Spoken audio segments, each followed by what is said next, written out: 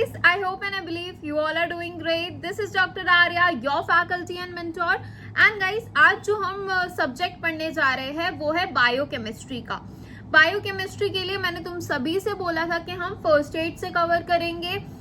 To all दो students who don't know first aid क्या होती है, भाई बहुत शानदार बुक है फर्स्ट एड. उसमें बहुत ही कंसाइज मैनर में सारी चीजें दी हुई हैं, इसीलिए हम कुछ चीजें फर्स्ट एड से ही कवर करेंगे. बायोकेमिस्ट्री हम पूरा का पूरा फर्स्ट एड से कवर करेंगे. So you all can do one thing, या तो अपनी खुद की फर्स्ट एड एनोटेट कर लो या फिर मैं नोट्स तो प्रोवाइड कर ही दूंगी टेलीग्राम पे. ठीक है, चलो शुरू करते हैं बायोकेमिस्ट्री के साथ, लेके प्रभु का नाम. चलो नाउ बायोकेमिस्ट्री में जो पहली चीज तुम्हें ध्यान में रखनी है वो है क्रोमैटिन स्ट्रक्चर. ठीक है, अब क्रोमैटिन स्ट्रक्चर में क्या याद रखना है भाई? क्रोमैटिन स्ट्रक्चर में ये याद रखना है कि डीएनए और हिस्टोन की सिंथेसिस कौन से फेज में होती है? वो होती है तुम्हारी एस फेज में. वो होती है तुम्हारी एस फेज में. और क्या याद रखना है कि जो डीएनए है वो क्रोमैटिन के फॉर्म में प्रेजेंट करता है. कौन सा स्ट्रक्चर होता है? Octamer and beads on string appearance. Beads on string appearance. ठीक है, नेक्स्ट चीज क्या याद रखनी है तुम्हें? नेक्स्ट चीज जो तुम्हें याद रखनी है वो ये याद रखनी है कि न्यूक्लियोटाइड्स के बारे में याद रखना है.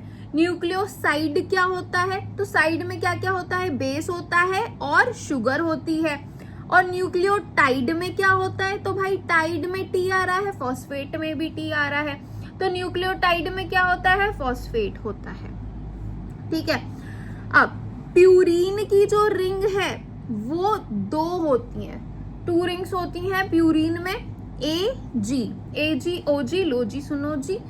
और पिरिमिडीन में क्या होती है? Cut. So you can remember pure as gold and cut the pie, और cutie pie. Cut the pie and pure as gold. ठीक है, नेक्स्ट चीज क्या याद रखनी है? जो अमीनो एसिड है it is very very essential for the purine synthesis. इसमें क्या क्या होता है? So it has what? It has glycine, it has aspartate and it has glutamine. ठीक है, चलो नेक्स्ट चीज के ऊपर अगर मैं आ जाऊं तो नेक्स्ट चीज जो तुम्हें याद रखनी है वो क्या याद रखनी है? वो तुम्हें ये याद रखनी है प्यूरीन सैल्वेज डेफिशिएंसीज के बारे में. इसमें क्या क्या याद रखना है? इसमें कौन सी डेफिशिएंसीज होती हैं? पहली होती है एडिनोसिन डीअमाइनेज डेफिशिएंसी. अमीनोसिन डीअमाइनेज डेफिशिएंसी. इसमें क्या होता है भैया? इसमें ये होता है कि एडीए जो है it is required for the degradation of adenosine and deoxy adenosine, and it is one of the major cause for autosomal recessive SCID disease. Lesch Nyhan syndrome बहुत बार क्वेश्चन पेपर में आया है तुम्हारे, और आई गेस एफएमजी की जब मैं क्वेश्चन पेपर्स देख रही थी, लीश-नियान सिंड्रोम 2026 के जनवरी में आया, 2025 में आया, and same goes for the NEET PG as well. Lesch Nyhan syndrome में क्या याद रखोगे कि it is a defective purine salvage due to the absent HGPRT. याद रखो क्या क्या है इसमें? Hyperuricemia, gout, pissed off, the patient will be, बच्चा will be very aggressive, retardation and dystonia. और कौन सी कलर की यूरिन आती है? ऑरेंज कलर की यूरिन आती है. ऑरेंज कलर की यूरिन आ गई, अब बताओ रेड कलर की यूरिन किसमें आती है? इसमें क्या फाइंडिंग्स होंगे? इंटेलेक्चुअल डिसेबिलिटी होगी, orange sand, sodium urate crystals in the gout, in the diaper. ठीक है, तो अगर ये क्लासिकल हिस्ट्री दे रहा है कि बच्चा जो है अपने नाखून चबा रहा है, सेल्फ म्यूटेशन हो रही है, उसके डाइपर में ऑरेंज कलर सा कुछ आ रहा है, ऑलवेज थिंक ऑफ लीश-नियान सिंड्रोम. किसकी वजह से होता है? HGPRT की वजह से. ट्रीटमेंट के लिए क्या दोगे? एलोप्यूरिनॉल दोगे ट्रीटमेंट के लिए. नेक्स्ट आ जाओ कुछ जेनेटिक कोड फीचर्स के ऊपर. इसमें क्या याद रखना है? पहला होता है अनएम्बिगुअस. तो एक कोडॉन के लिए एक अमीनो एसिड. ठीक है, एक बंदी जो है वो अपने बंदे से लॉयल है आज के जमाने में. ठीक है, ऐसी बंदियां या ऐसे बंदे बहुत कम मिलते हैं लेकिन ये निमोनिक है, एक बंदी is loyal to its one amino acid, और हमें भी हमेशा एक दूसरे के प्रति लॉयल होना चाहिए। चलो नेक्स्ट क्या है, डीजेनरेट वाला। ठीक है, डीजेनरेट में क्या याद रखना है, डीजेनरेट में ये याद रखना है कि most of the amino acids are coded by the multiple codons, एक फूल और माली इतने सारे। ठीक है, एक्सेप्शंस क्या क्या है इस पे, methionine, tryptophan and methionine and tryptophan. तो यू कैन रिमेंबर के metries are loyal to one, metry are loyal to one, metro is loyal to one, ये याद रख लो, metro is loyal to one. Now next you have the non overlapping. Okay, non overlapping में exception याद रखना, exceptions are some of the viruses. Universal में क्या है, यूनिवर्सल में genetic code is conserved through out the evolution, exception is humans. इसमें इतना ज्यादा याद रखने की चीज नहीं है। डीएनए रेप्लिकेशन, बहुत बार क्वेश्चन आया है डीएनए रेप्लिकेशन से। तो डीएनए रेप्लिकेशंस में क्या याद रखना है, डीएनए रेप्लिकेशंस में मुझे क्या याद रखना है कि डीएनए का स्ट्रक्चर कौन सा होता है, हेलिकेज लाइक स्ट्रक्चर होता है उसका थोड़ा सा, and there is a deficient, it is deficient in the Bloom syndrome. ठीक है, it is deficient in the Bloom syndrome, जो हेलिकेज होता है it is deficient in the Bloom syndrome. Now next what you need to remember, primase में क्या होता है, primase make the RNA primer on which DNA polymerase 3 can initiate replication. So primase is for the primary activity, और इससे ये याद रखो primase is to begin. ठीक है, तो इसमें क्या होता है, डीएनए अपना रेप्लिकेशन इनिशिएट करता है। डीएनए पॉलीमरेज 3 में क्या याद रखना है, डीएनए पॉलीमरेज 3 में क्या याद रखना है, it is only for the prokaryotes, its only for the prokaryotes. ठीक है, डीएनए लाइगेज में क्या याद रखना है, so ligase basically links the DNA, and which fragments you have the Okazaki fragments, you have the Okazaki fragments. ठीक है, चलो नेक्स्ट आ जाओ, म्यूटेशंस इन जीन। ठीक है, म्यूटेशंस भी थोड़ा बहुत इंपॉर्टेंट है, म्यूटेशन तो उतना ज्यादा इंपॉर्टेंट नहीं है but it is somehow important. Okay, तो म्यूटेशन में क्या क्या चीजें याद रखनी है, म्यूटेशन में क्या याद रखना है, पहले आता है साइलेंट म्यूटेशन। साइलेंट म्यूटेशन में क्या आता है, जो न्यूक्लियोटाइड है, जो न्यूक्लियोटाइड है nucleotide substitution codes for the same amino acid. Okay, same amino acid के लिए वो कोड करता है। Next you have the missense mutation. अब देखो म्यूटेशन जब पढ़ रहे हो ना उसके एग्जाम्पल्स याद कर लो। मिससेंस म्यूटेशन का एग्जाम्पल क्या है, sickle cell disease, the substitute is glutamic acid with valine. Okay, glutamine goes and valine is welcome. Nonsense mutation, so nonsense के लिए you have the stop codon UGA, UAA and UAG, है ना, युगा, UA, UAG। ठीक है, these are the, so it basically say stop codons basically stop the nonsense mutation, so you can remember stop this nonsense in your life. Next you have the frame shift mutation. अब frame shift mutation में क्या याद रखना है, examples याद रखना है। example is your Duchenne muscle dystrophy and the Tay-Sachs disease. देखो बायोकेमिस्ट्री आजकल जो आ रही है it is mainly clinical oriented, clinical चीजें जो है बहुत ज्यादा पूछी जा रही है बायोकेमिस्ट्री में, है ना। मैंने जो पेपर एनालाइज किया तो उसमें भी यही देखा कि क्लिनिकल बायोकेमिस्ट्री से ज़्यादा क्वेश्चन आ रहे हैं, विटामिन से आ रहे हैं, मिनरल से आ रहे हैं, एंड बायोकेमिस्ट्री जो मेन जो केमिस्ट्री वाला पोर्शन है उससे एज सच ज़्यादा क्वेश्चंस नहीं आ रहे हैं। तो हम मूर्ख थोड़ी हैं, है ना, हम भी वही पढ़ेंगे जिससे क्वेश्चन आ रहे हैं, वरना अगर हम मूर्ख होंगे तो हम केमिस्ट्री बहुत ज़्यादा पढ़ेंगे, बायोकेमिस्ट्री उसका ये स्ट्रक्चर उसका वो स्ट्रक्चर, लेकिन हम मूर्ख थोड़ी है ना। चलो नेक्स्ट आता है तुम्हारा splice site mutation. Splice site mutation कहाँ देखने को मिलता है, it is seen with dementia, it is seen with the Marfan syndrome, epilepsy and some types of beta thalassemia. ठीक है, ये कुछ डीएनए पॉलीमरेज थी और ये इनके कुछ फंक्शन थे, ये मैंने मैरो से टेबल ली है क्योंकि आई गेस इसका क्वेश्चन पूछा गया था। बहुत बार रिपीट हुआ था इसका क्वेश्चन, या तो INI सेट में रिपीट हुआ था या तो नीट पीजी में रिपीट हुआ था, but somehow it was repeated and it is not written in any of your text book. तो एक बार ये देख लेना. अल्फा जो है, अल्फा का फंक्शन क्या है? It is for the primase, beta is for the DNA repair, delta is for the processive lagging strand synthesis, and gamma is for the mitochondrial DNA synthesis, and epsilon is for the processive leading strand synthesis. Mainly gamma वाला पूछा गया था. gamma is for the mitochondrial DNA synthesis. चलो, lack operand उतना important नहीं है. DNA repair के ऊपर आ जाओ. इतने सारे स्टार मार्क्स क्यों है? क्योंकि भाई हर साल क्वेश्चन पूछा जाता है. इस साल आई गेस जो FMG का क्वेश्चन पूछा गया था वो शायद न्यूक्लियोटाइड एक्सीजन रिपेयर से पूछा गया था, या फिर नॉन होमोलॉगस एंड जॉइनिंग वाले उससे पूछा गया था, है ना. सो इसमें क्या याद रखना है ये बता देती हूँ मैं, ठीक है. पहले तो डिफेक्ट्स याद रखो. सिंगल स्ट्रैंड होते हैं और डबल स्ट्रैंड होते हैं. सिंगल स्ट्रैंड में क्या क्या है? So in single strand you have the nucleotide excision repair, base exchange repair and mismatch repair. Double strand में क्या है?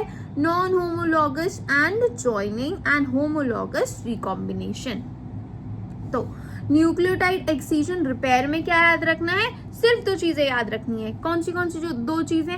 कहीं भी क्वेश्चन में वो बोल रहा है बच्चों यूवी एक्सपोजर है, ठीक है. यूवी एक्सपोजर अगर वो बोल रहा है, always think of nucleotide excision repair या फिर जीरोडर्मा पिगमेंटोसा. दो चीजें मेंशन कर दी. Your answer is nucleotide excision repair. Base excision repair में क्या याद रखना है? So for base excision repair it is important in your repair in spontaneous and toxic deamination, ठीक है.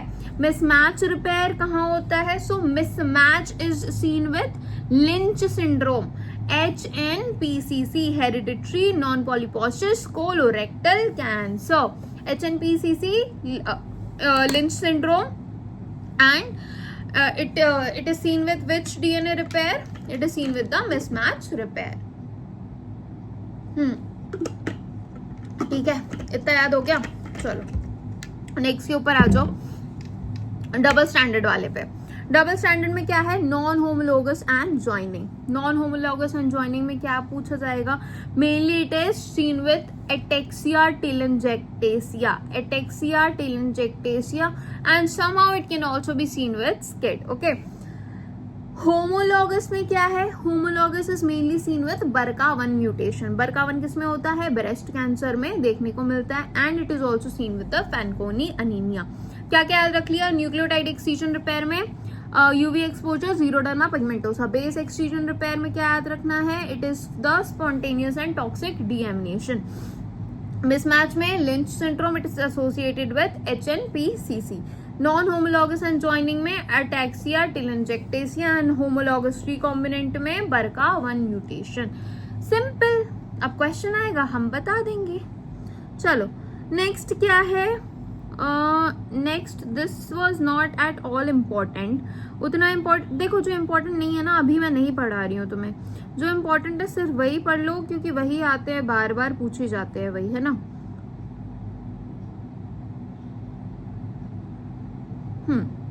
नेक्स्ट जो क्वेश्चन आया था तुम्हारा पर ऑक्सीजोम से. पर ऑक्सीजोम से बहुत बार क्वेश्चन पूछा गया है. रेफसम डिजीज से आई गेस 2026 जो अभी FMG का अटेम्प्ट हुआ था उसमें आया था क्वेश्चन, है ना.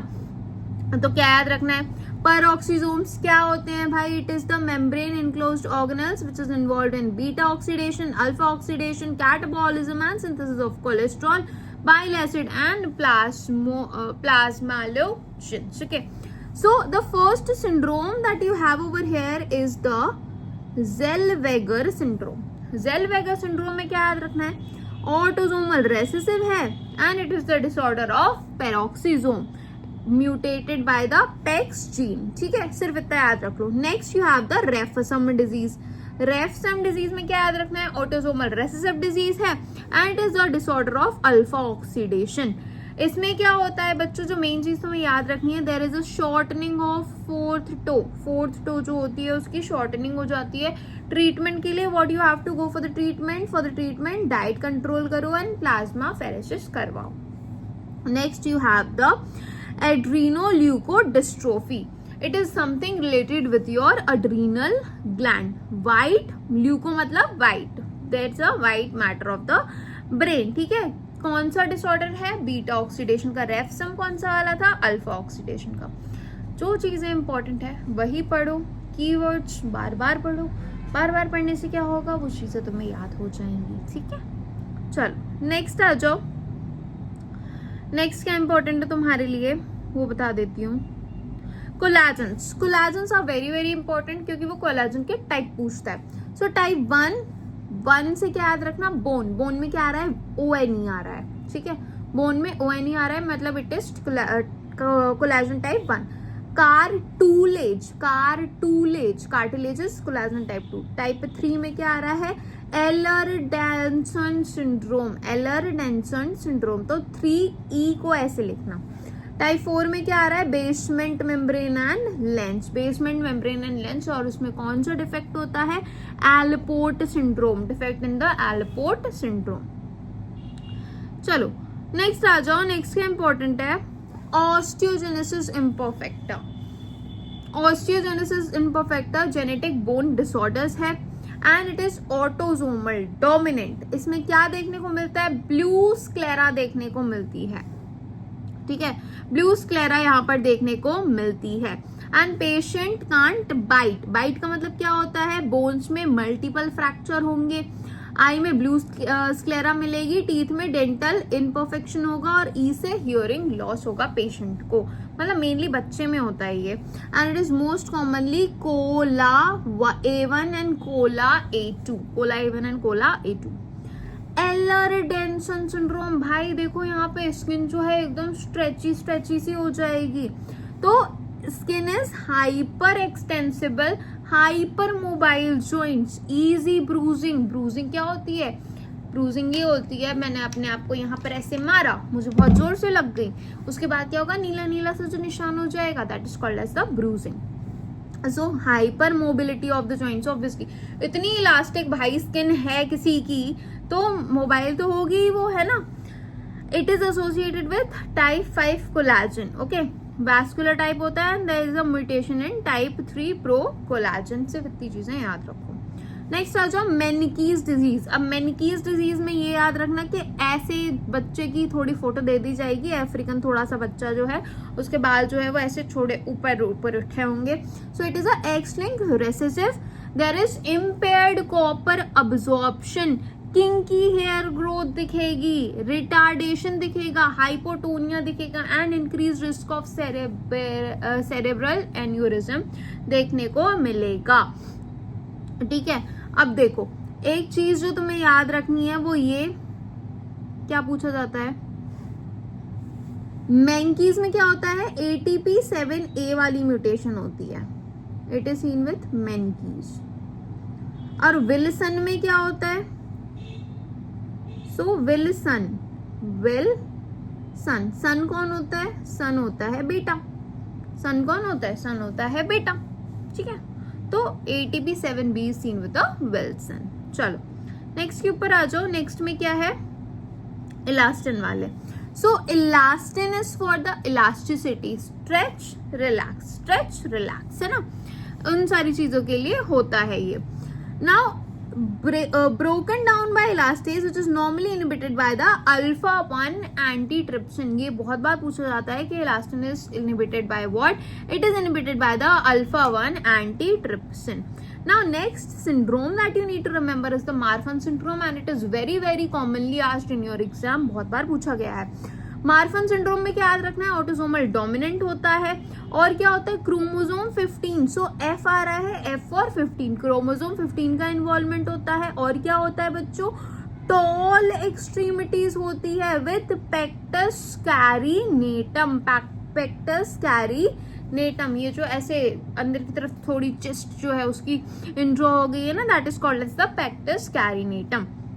Now next thing that you are able to see, mitral valve prolapse. M for M. Okay, mitral valve prolapse and very very importantly subluxation of lens. Subluxation of lens is very very important. ठीक है, 2 science होते हैं Marfan syndrome के. पहला होता है wrist sign, दूसरा होता है थंब साइन, जैसे अपना थंब तो देखो ऐसे आ गया ना, लेकिन जिन बच्चों को मार्फन सिंड्रोम होता है ना, उनका कैसे करूं मैं, उनका थंब जो है वो ऐसे आता है बाहर की तरफ। अरे वाह, मेरा भी आ गया।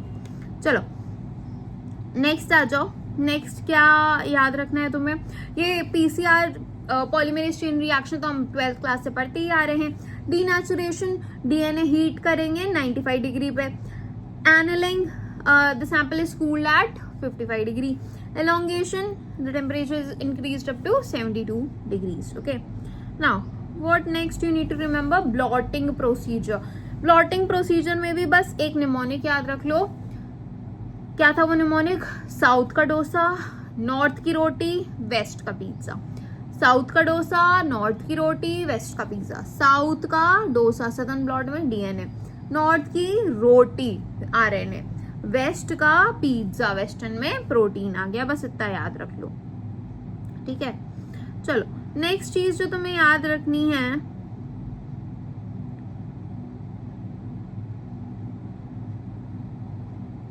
ओके, जेनेटिक के कुछ टर्म्स तो आई गेस तुम्हें आते ही होंगे, right. Disorders of imprinting, disorders of imprinting is very very important. इससे पहले मैं एक निमोनिक बता देती हूँ मैं। देखो प्रैडर विलाई से याद रखना, पी से पी पापा, Prader is father. Angelman, angel कौन होती है, हमारी मदर, ठीक है, एंजल होती है हमारी mother, so it is something related to your mother. Now Prader Willi में क्या आता है, paternal allele is defected, chromosome 15 दोनों ही साइड होगा। एंड एंजल मैन में mummy are the happy puppets, ठीक है, हैप्पी पपेट्स ऐसी जैसी इस लड़की की शक्ल दिख रही है वैसी तुम्हें देखने को मिलती है एंजल मैन सिंड्रोम्स में। And maternal allele is defected. चलो नेक्स्ट आ जाओ, mode of inheritance. Mode of inheritance में क्या याद रखना है, ये तुम्हारा पेडिग्री चार्ट है, ठीक है। अब पेडिग्री चार्ट में क्या है, पेडिग्री चार्ट में ये है कि अगर यहाँ देखो, यहाँ कोई भी जनरेशन तुम्हारी स्किप नहीं हुई है, that is it means it is autosomal dominant. यहाँ पर इस जनरेशन में नहीं है, इस जनरेशन में नहीं है, बस इस जनरेशन में है ना, so this means it is autosomal recessive. X link में क्या याद रखना है, कोई भी मेल टू मेल ट्रांसमिशन नहीं होता एक्स लिंक रेसेसिव में। एक्स लिंक डोमिनेंट में क्या याद रखना है, father transmit all the alleles to the daughters but not to the son. पापा जो है वो समझ गए कि बेटा तो मेरी पूरी प्रॉपर्टी ले जाएगा, इसीलिए बेटी को पूरी प्रॉपर्टी दे देता हूं मैं, ऐसा काश होता। Anyway next is your mitochondrial inheritance. Mitochondrial में क्या याद रखना है, एम से M, this means mother to all, mother to all, and you have a syndrome by the name of Milas syndrome. Milas syndrome की ये वाली जो इमेज 2018 के नीट पीजी में आई थी, रेड फ्लैग्ड फाइबर देखने को मिलती है। पूछा गया था कि किस कंडीशन में तुम्हें देखने को मिलती है। Next you have is the Leber hereditary optic neuropathy. इसमें क्या होता है, cell death in the optic nerve neurons, ठीक है। This I have told you. Cystic fibrosis में क्या याद रखना है, CFTR जीन म्यूटेशन होती है, क्रोमोसोम 7 का इन्वॉल्वमेंट होता है। Chlorine in the sweat gland हमें देखने को मिलता है, ठीक है। स्वेट टेस्ट जो होता है वो डायग्नोस्टिक होता है। Now muscular dystrophies, the first one is Duchenne. In the Duchenne, just remember there is a frame shift deletion or the nonsense mutation. Weakness होती है pelvic, और ये कौन सा साइन है, so this sign is basically और Gower sign. बच्चा ऐसे एकदम से नहीं उठ पाता, ऐसे धीरे धीरे करके बच्चा उठता है, ठीक है। सो Duchenne, D से D, remember it is deleted dystrophin. Now next thing that you need to remember is the Baker's nevus. Okay, Baker's nevus, इसमें क्या होता है, नॉन फ्रेम शिफ्ट म्यूटेशन है। सो ऐसे कुछ क्या बोलते हैं, एक साइड पर्टिकुलरली अगर हेयर देखने को मिले, अगर इमेज वो दे तुम्हें तो, so always think of Baker's, ठीक है, always think of Baker's. Then you have the myotonic dystrophy. Myotonic dystrophy में ये याद रखना है CTG. CTG जीन म्यूटेशन होता है, कैटरैक्ट देखने को मिलता है। Then early balding in men, गंजा गंजा सा मेन तुम्हें देखने को मिलेगा, and gonadal atrophy.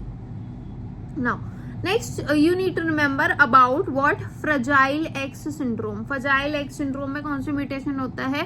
CGG mutation हमें देखने को मिलता है and it is the most common inherited cause of intellectual disability. Macroorchidism, enlarge testis, सब कुछ बहुत बड़ा बड़ा सा होगा उस बच्चे का.